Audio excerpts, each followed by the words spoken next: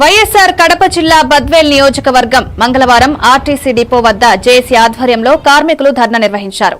Pending లో ఉన్న 4 డిఏల చెల్లింపు, ఐఆర్ ప్రకటించడం, ఖాళీ పోస్టుల భర్తీ, ప్రమోషన్లు, అనారోగ్య సెలవుల్లో జీతాలు, పాత వైద్య విధానం పునరుద్దరణ తదితర డిమాండ్లపై ఏపీ ఎన్జీఓ తాలూకా అధ్యక్షులు టి నరసింహారెడ్డి, మజ్దూర్ యూనియన్ నేతలు ప్రభుత్వంపై ఆగ్రహం వ్యక్తం చేశారు.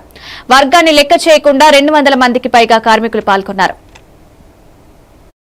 ఎలాంటి ఉపయోగం లేకుండా ఉంది కాబట్టి అవన్నింటినీ కల్పించాల్సిన అవసరం ఉందని చెప్పి కూడా ఈ సందర్భంగా నేను తెలియజేసుకుంటూ కళాతీతం అయిపోయింది కాబట్టి నాకు ఈ అవకాశం ఇచ్చినటువంటి రిటైర్ అయిన ఉద్యోగులకు పరమైనటువంటి అవకాశం ఏమంటే ఇప్పుడు గ్రాట్యుటీ కానీ లీవ్ టెర్మినల్ ఎన్కాస్మెంట్ కానీ తక్షణమే చెల్లిస్తే వాళ్ళ ఆర్థిక పరిస్థితులు కుదుట పడతాయని చెప్పి కూడా ఈ సందర్భంగా నేను తెలియజేసుకుంటూ అది ప్రభుత్వం అందరికీ ఉచితంగా ప్రారంభింపజేసినప్పుడు సంస్థలో సుమారు 30 సంవత్సరాలు పనిచేసినటువంటి ఉద్యోగస్తులు భార్య భర్త ఇద్దరు సూపర్లైజర్లు ప్రయాణించడానికి అనుమతిస్తే ఏమాత్రము తప్పు లేదని చెప్పి కూడా ఈ సందర్భంగా నేను తెలియజేసుకుంటూ నాకు బస్సులు ఎలక్ట్రికల్ బస్సులు అనేటువంటివి సంస్థ ద్వారా కొంటే గానీ వాటికి ప్రభుత్వం కొంటే గానీ దానికి సంబంధించినటువంటి డ్రైవరు, కండక్టర్స్, మెకానిక్స్ అన్నింటినీ రిక్రూట్ చేసుకోవడానికి అవకాశం ఉంటుంది. తద్వారా రాష్ట్రంలో నిరుద్యోగులకు అవకాశం కల్పించినట్టు ఉంటుంది. అదే ప్రైవేట్ సంస్థలకు ఇస్తే ఆ ప్రైవేట్ సంస్థలు చాలని జీతాలతో వాళ్ళ శ్రమతో కూడా చేస్తున్నారు.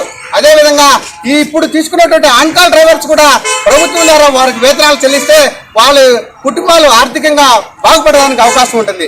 వాళ్లకు డే వైజ్ కూలీ ఇవ్వకుండా వాళ్ళకు కూడా అవుట్ సోర్సింగ్ ద్వారానే జీతాలు ఎప్పుడైతే ఇస్తే వాళ్ళ కుటుంబాలు కూడా ఆర్థికంగా బాగుపడతాయని చెప్పేసి ఈ సందర్భంగా తెలియజేసుకుంటున్నాం.